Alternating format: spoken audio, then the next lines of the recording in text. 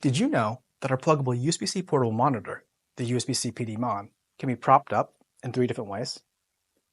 Let's see it in action. The first method is the simplest. Open the cover, fold the lip, and then rest the monitor on the magnetic strip that runs atop the lip.